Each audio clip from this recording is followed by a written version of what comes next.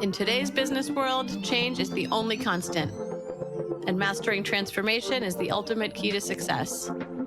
Welcome to Shift and Thrive. I'm your host, Natalie Nathanson. Each week, we'll bring you conversations with CEOs who delve into how they successfully drove critical change in their organization. This show is sponsored by Magnitude Consulting, bringing you the thinking power of a growth consultancy and the getting it done power of a full-service B2B marketing agency. Today's guest is someone I'm very excited to speak with. He's a seasoned technology executive who specialized in cloud storage, data management, and market innovation. Throughout his career, he's excelled in building high-performing teams, fostering strategic partnerships with some of the tech industry giants, and leading companies through various stages of growth, from startups to large enterprises.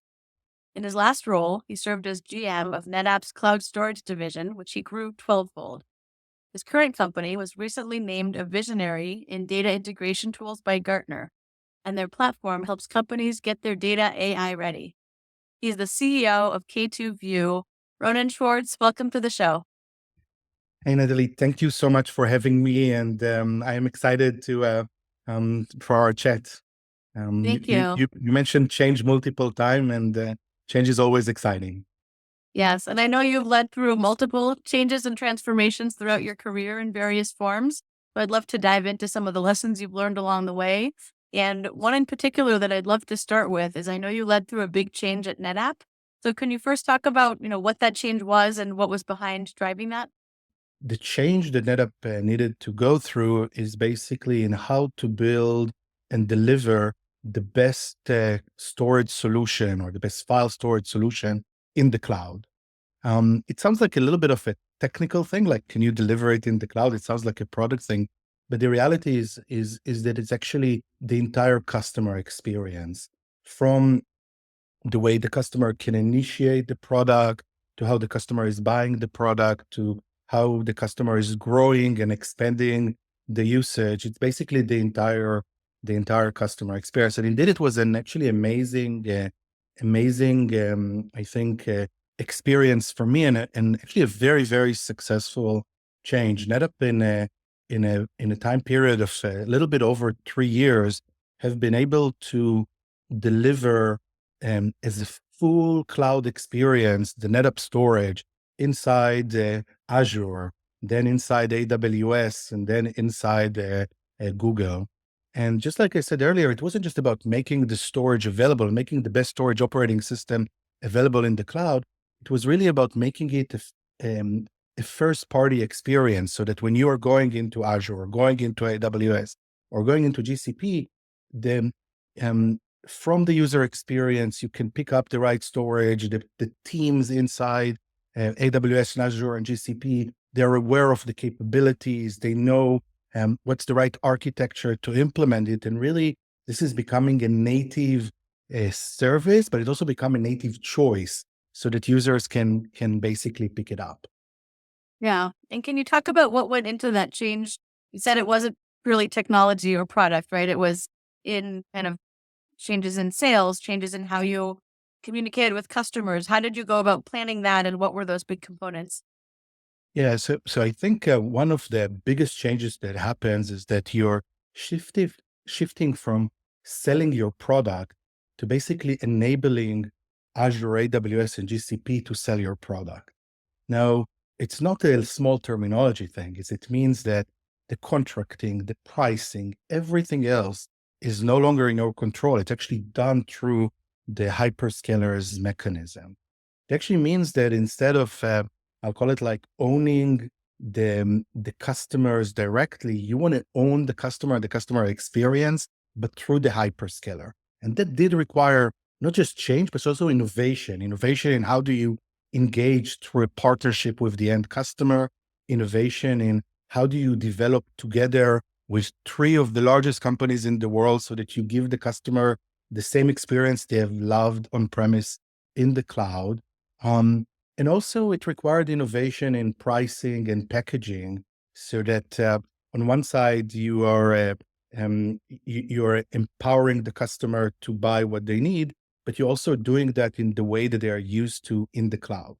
So it did require a lot, I think, of innovation and definitely a massive change. I think for the individual seller, the fact that they are not in charge of the contract, they're not in charge of the price, is like you took like one of the, I would call it like critical aspects of a sales cycle, and you actually have shifted that into a different platform, etc. So how do you work in that mechanism was a very big change. That's an interesting one, right? Because negotiations price usually is one of those things you can kind of pull out of your back pocket. Do you recall what were some of those different things the reps had to work with instead? So basically, I think it drove a lot of the focus into repeatable patterns and how do you empower these repeatable patterns in a massive scale.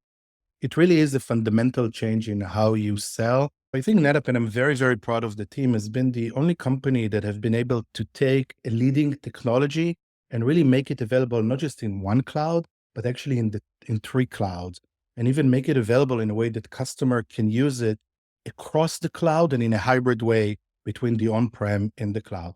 From a technology, it's a big problem, but it's also a business challenge because allowing the customer so much flexibility about where to use how and use things in a hybrid way does have it does open a set of business challenges as well. Um, I do want to highlight that it did requires us to innovate also in how we are building the teams and in how we are defining the seller role and responsibility. But I think the result has been an unbelievable scale. So that a single seller of yours is really supporting a whole group of sellers inside a hyperscaler. So suddenly your outreach is a magnitude of order, or maybe even three magnitude of order bigger, just through this process. Yeah. Well, and I know that can be a tricky transition. I have a number of clients that have made the transition to kind of more of a channel selling model and not always kind of exactly as you're describing it net out, but moving from that direct selling to the channel enablement. And you have to think about the incentives of the salespeople on the other side and how do you nurture them in some ways similarly to how you would a prospect and different KPIs and how do you get customer stories when you don't have the same direct interaction with the customer. So I hear you when all of those things look different. You need to work differently to be successful. Absolutely. But I do really believe, and I think we're at the same time today as well, that a massive technology shift is driving a shift in the business model. In the cloud, it was the shift from perpetual pricing into subscription, and we even got into consumption-based pricing, etc. So I think it's one massive change. I think we're just at the time the Gen AI is going to change the world, and I'm sure it will change the business models and also the pricing and packaging also in a very, very significant way. Yeah, yeah, I agree. I was talking on a recent other podcast episode with the CEO of a company called Vivin that's taking the sales engineering function and really creating, AI agents that are leading big parts of that function. And a lot of our conversation was really around the what technology is enabling now and kind of working in this new world. So I think that's what you're alluding to a bit as well. Yeah, definitely, definitely. I think in K2View, the company is really focusing on enabling all of your enterprise data, all of the data that is locked inside applications and databases, inside your files and other things, and making that available as a data product. When you're basically going into Gen AI, then Gen AI is really depending on the amount of data that is available. It's depending on the amount of data that is available for training to train the models, etc. But it also available on the. It actually depends on the data that is available at the time of the question is being asked. And some of this data that is available comes from the question itself, but other data is really potentially locked or only available if you know how to unlock it from the backend applications. So when you look into that model, then suddenly, I think from a technology perspective, there is a magic needed in how you make all of the data in the backend available in a conversational way as part of a Gen AI process. But also from a business perspective, you actually have the challenge of how do you put a price to that, right? How do you basically know how to estimate the value that a Gen AI process is really bringing. So I think it is a time of another change that will basically come upon almost every business in the next couple of years. Yeah, yeah, I completely agree. And I'd love to ask you for some of those use cases as you're talking about kind of the training data and having the data accessible when it's needed in real time.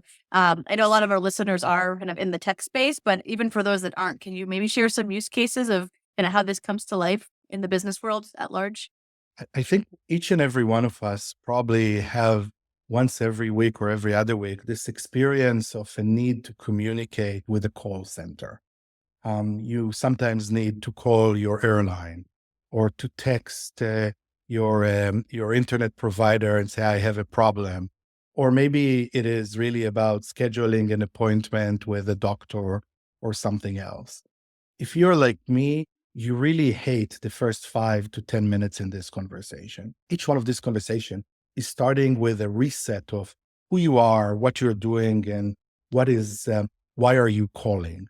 Um, and after you did that, basically the person on the other side that is coming to try and help you, in order to help you, they need to go and open like 4 or 5 systems, drill down, get your records and so on, and really assemble a basic picture of who you are, what is your problem, what do they know about you so that they can really help you. It is I can say personally, I dread this first 10 minutes because it is so frustrating. Totally with you there. Yes. Yes. And God forbid it is actually an airline and your flight just got delayed or something like that, right?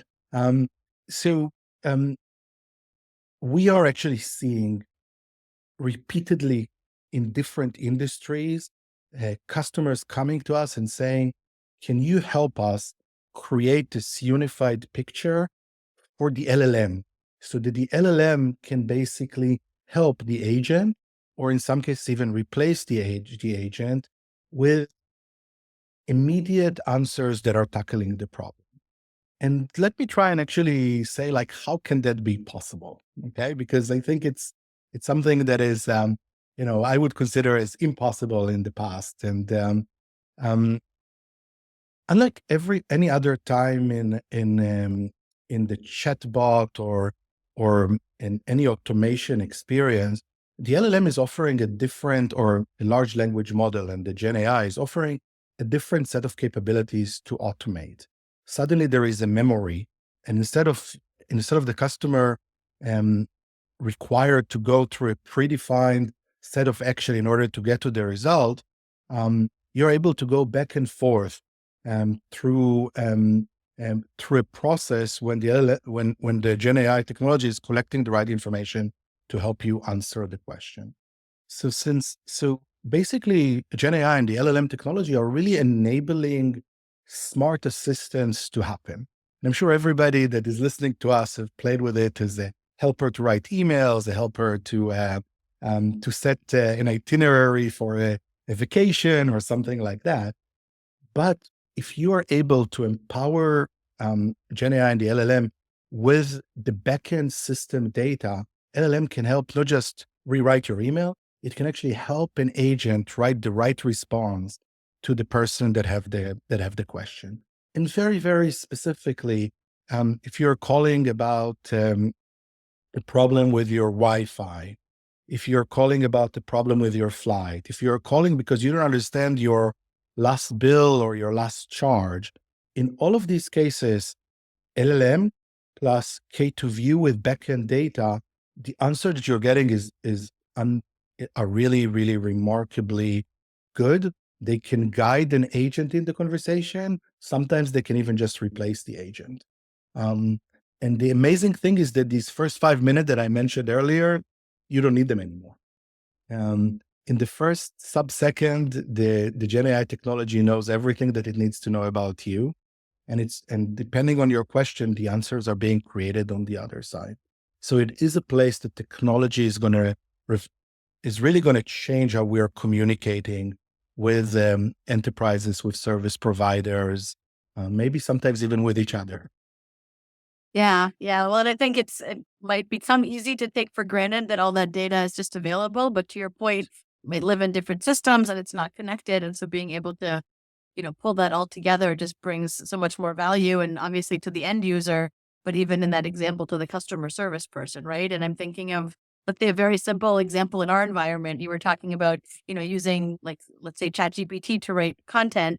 You can just put information into a prompt and hope for the best, but usually what you get is fairly mediocre at best compared to when you've preloaded it with the personas, the company's positioning, their offering, like all the things that you need, well, right, different kinds of data, but still data, to really inform what goes into that LLM. And then what you get as the output right away is much more relevant. Exactly, and I think it also there are actually um, critical function that data and the more the LLM knows about you, um, the more this data is helpful. It's in grounding the LLM to the right direction. So if you're coming and you have a question, you say like, "Hey, I don't know, my Wi-Fi is not working. It's working slow," or I have a problem with my flight. I need to reschedule. These are generic questions. The answer the LLM is going to give is going to be very generic answers, right? It can be like, "Hey, check your router, check your laptop, restart the router, restart the laptop." It's very generic. Um, if the LLM knows, if ChatGPT, for example, knows that um, you have not paid your bill, that there is an outage in your region, that you're not even a subscriber of theirs or something like that, the answers will change very significantly. If they know that in the last 2 hours you had the same problem again and again, the tone of the answer is going to be a different tone than they just met you for the first time. The same with the airline example. If you ask like generically that you need to schedule a flight, you get the website and you can try to reschedule. But if there is a good understanding that you have a connection flight, that you're right now in route, this is the airport, that's the weather, etc., the answers are grounded and give significant more value. And this is a major area that K2View is really focusing on enabling. I do want to mention, I'll do injustice if I won't mention, there are two additional challenges that are coming when you want to deliver this data to a Gen AI, LLM, ChatGPT, Gemini, whatever technology is being used out there. The first one is, and I think it's a fair concern, is you want to make sure your data is protected and that an LLM that suddenly got access to all of the data is not exposing the wrong data in the wrong context. This is where for us in K2View, we didn't just implement guardrails. We basically are putting the guardrails on the data that is delivered to the LLM.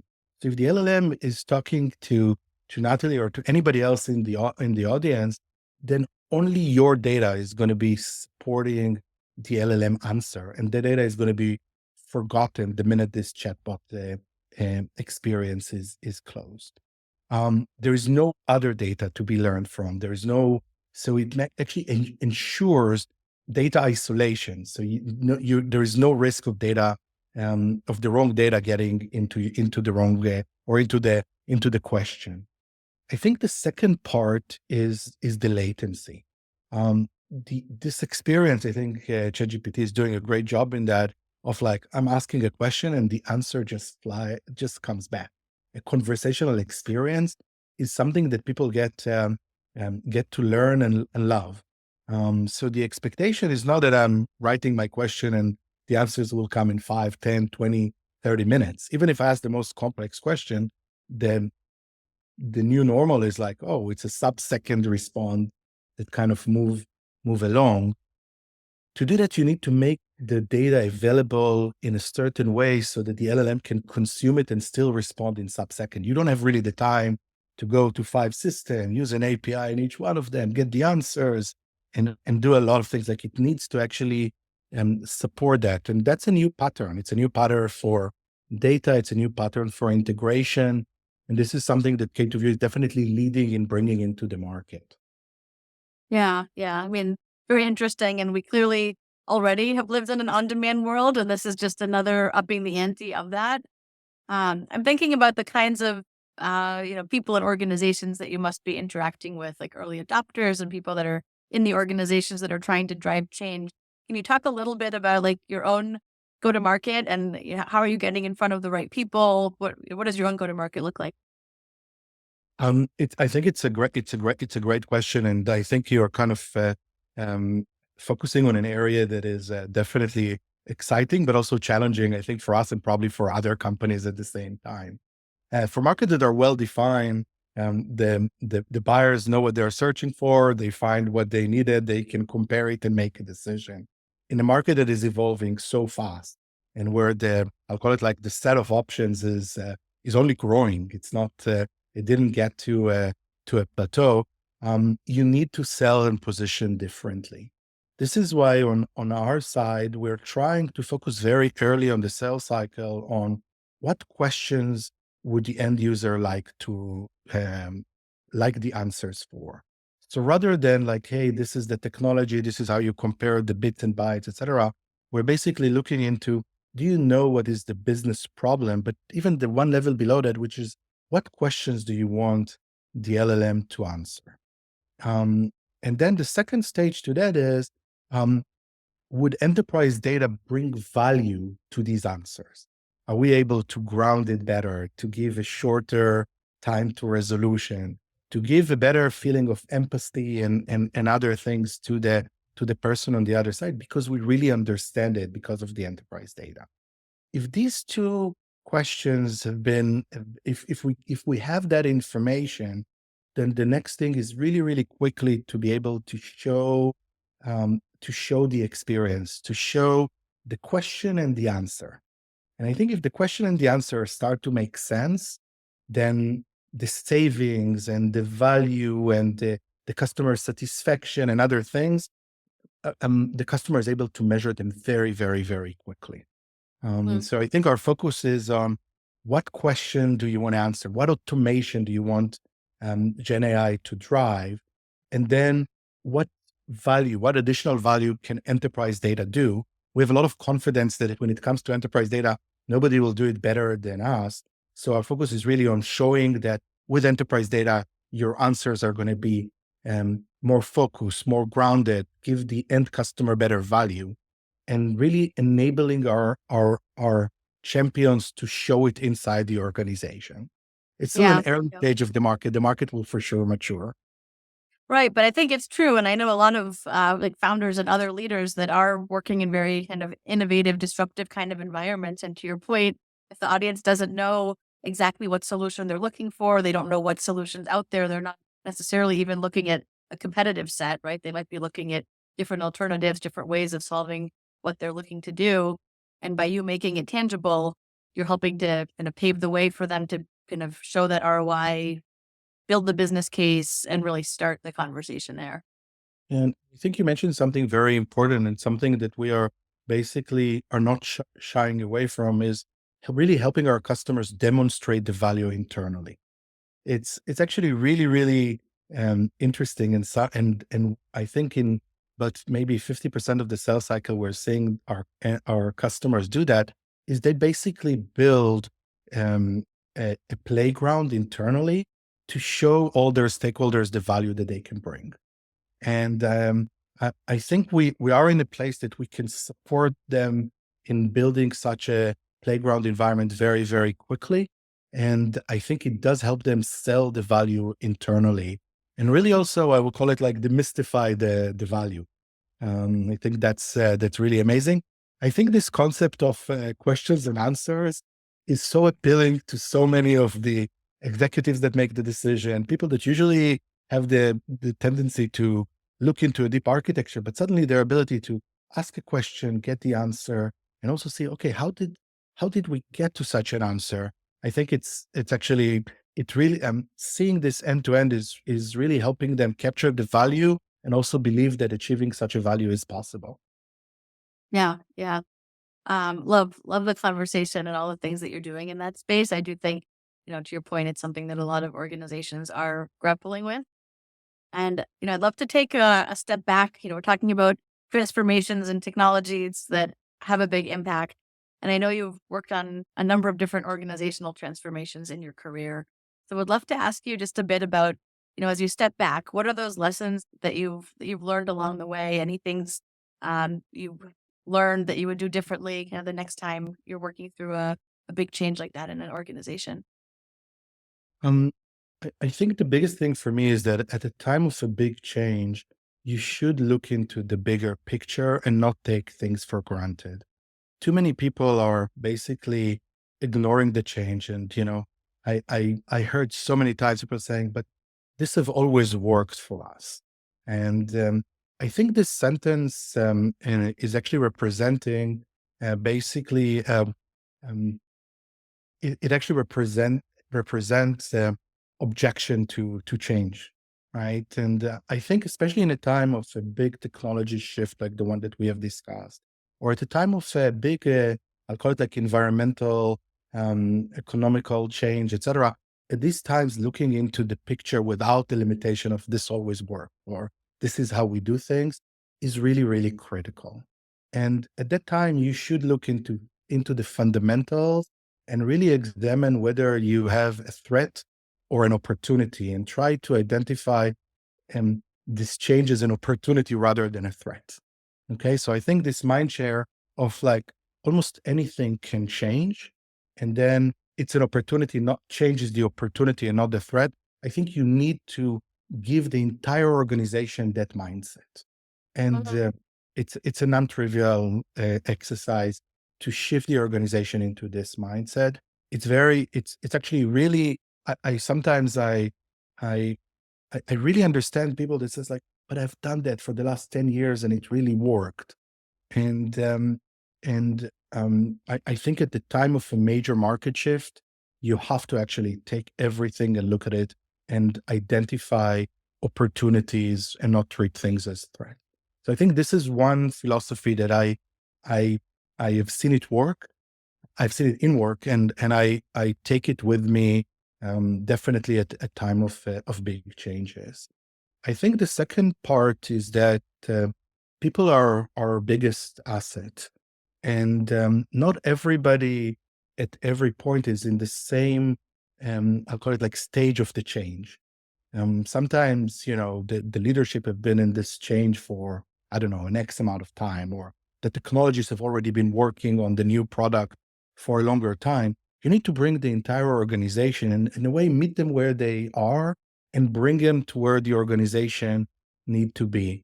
It's very common to just assume that everybody is where you are on the change, or everybody is in a certain place.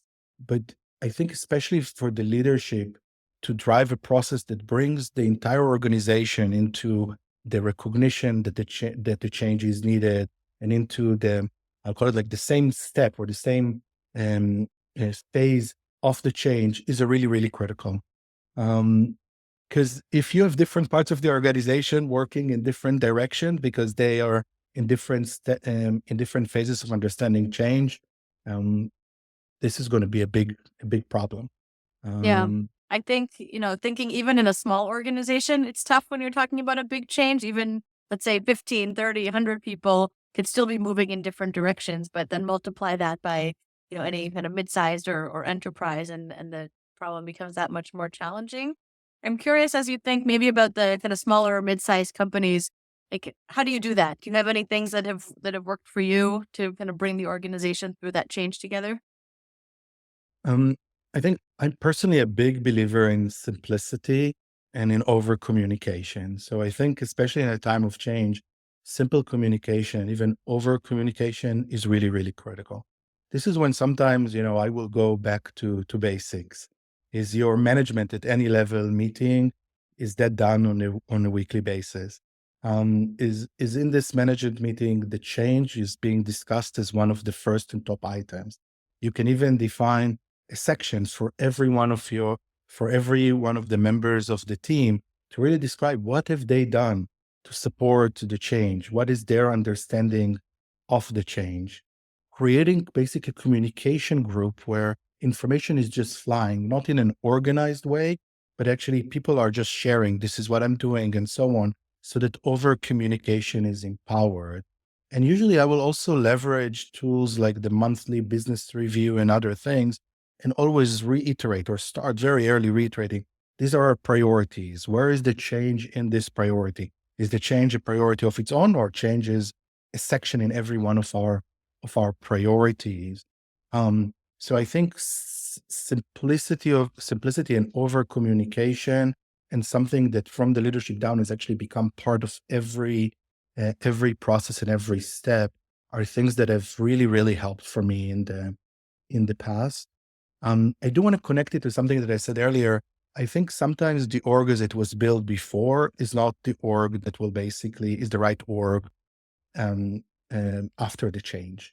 So it is something that as the team is working on, etc., it's something to remind the team um, as part of like not everything that was done before and worked before is going to also take us forward, to really relook and re-examine also the org structure and the processes, and say, are they the right processes to take us forward?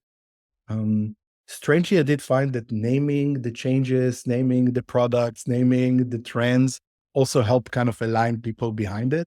Once it has a name, it's a thing, and then it's easier to get behind it. It's maybe also as part of the simplicity of communication. Once you have a name, it's easier to refer to it. But these are things that I found like very, very useful. Right, right.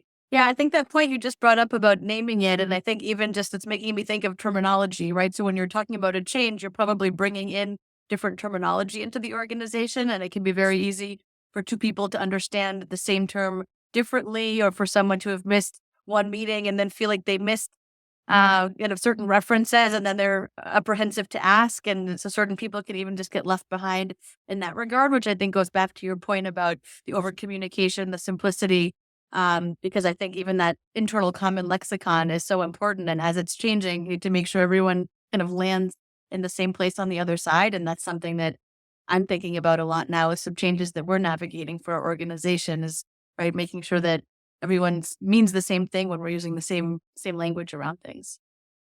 Yeah. I think to your point, then consistency in naming, and I think like keeping, I think that's where the simplicity plays a role. You don't want to have like 100 names and so on, but actually naming the new technology, naming the new sales methodology, naming some of these things so that these are becoming entities that you can easily refer to, and that people can identify themselves, their actions, or so on with the change. I think these are all very positive things that help change happen. Yeah, yeah, for sure. I'd love to go back to something you said a few minutes ago, and you were talking about how to treat threats as opportunities, or how to think of them differently.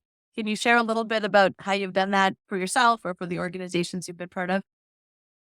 Yeah, so I'll use pricing as an example, because pricing is always an interesting topic, and you can look at it, and I can go all the way back to my Informatica and iPaaS days, or through NetApp and the cloud storage, or K2View with the data products. When um, when there is a change that basically when there is a change, a change, a big change in the market, um, in many cases, you want to re-examine your pricing.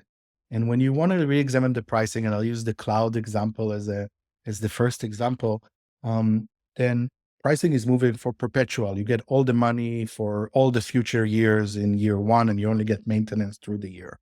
So you as a vendor, this is like the safest thing ever. Like, it's very safe model. It's ensure the customer is fully bought into the project, etc. um, a subscription model means that you are actually getting a smaller amount of revenues in year one, and then it's kind of consistently, etc. Many companies have looked into this change and said, like, this is going to have a massive negative impact on our revenue stream and other things. I'm not going to get the money in year one, etc. But really, in the long term, a subscription model is actually ensuring that you don't start every year from zero. You actually already have a lot of revenues in the bag as you're starting the year. Your customer loyalty and other things is being built through this process, etc.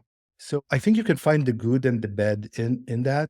My strong recommendation is, if you're looking at it as an opportunity, it actually means that you actually dedicate a lot of time into finding all of the benefits of that change, right? And really looking into the change and saying, I'm going to adopt it. What am I going to, what, what opportunities is that going to create for me? Um, and I think it's very, very easy. And I think some of the human nature is actually into really quickly identifying everything that was taken away, all the negative things that the new change is bringing. A new change in pricing is always bringing a lot of negatives as well, right? So my strong recommendation is an exercise, and I've done it also with my teams, is actually force everybody for a whole hour just to find the positives. Like, I don't want to hear any of the negatives. I'm not interested in comparison. Let's identify all the opportunities that a change in pricing is one example. Let's identify all the opportunities this change is giving us. After that, we'll do the parallel exercise and find all the challenges or the negatives that are coming with the change, and then we can compare it. I think looking into a change from an opportunity perspective requires a mindset. And if you're starting with already comparing the good and the bad, you're not always getting far enough in identifying the opportunity. Was that what you were hoping to get from the example? Yeah, yeah, no, that was fantastic, and I think that exercise is a really helpful one, and I think, like, any good brainstorm, you think of, like, the rules of improv when you wanna not say, "No, that can't work," but "Yes, and." It's almost, a little bit emblematic of that, and really, by forcing people to focus on the positive and not be hindered by what's gonna change, how difficult or cumbersome will this be, what might not work. It's both a mindset shift and where new ideas and new opportunities can come from. So I love that. Right. And I think for me, the most exciting thing is when a technology and a business model change are happening together, because then it actually translates into new value for the customer in a way the customer wants to consume it. I think just a technology change, if the rest of the environment is not changing, is creating an opportunity, but usually it's very hard for the customer to consume it. Just a business model change without any change in the technology is almost like more of the same. Like, it's like, why would I switch the business model? I think this combination is really where new customer value is being created. So I think especially now with the changes happening in Gen AI, I am looking forward to the new business model. I think from the K2View side, we are committed to build um, to basically uh, build the value not just through the technology, but also through the way we're engaging with the customers.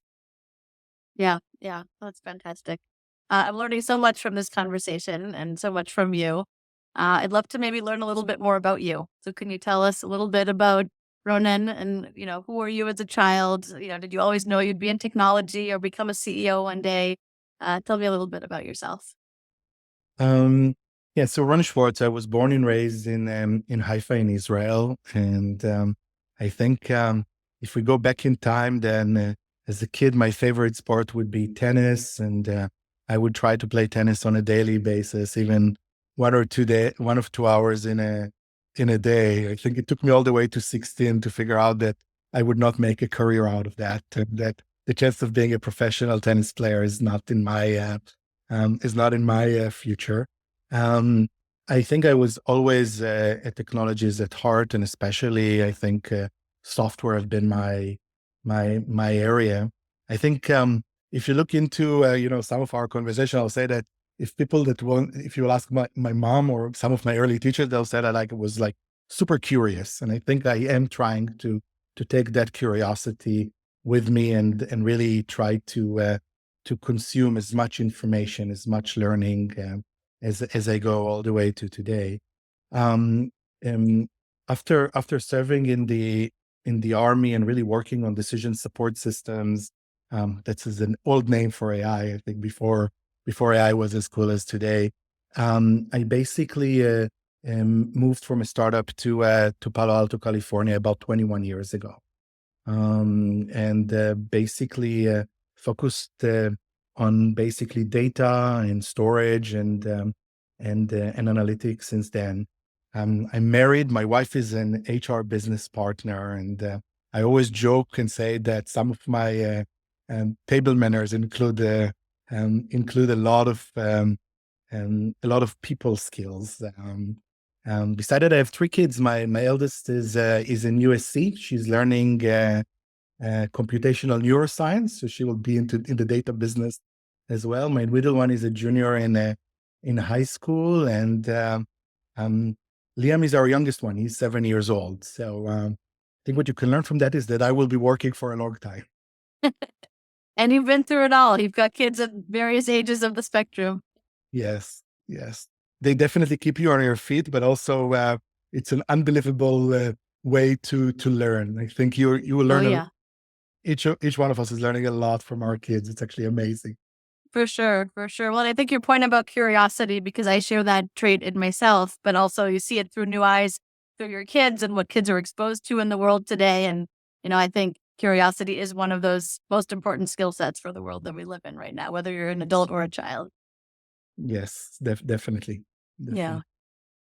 definitely. So I'd love to ask you, knowing what you know now, what advice would you have given your younger self in your first ever leadership role?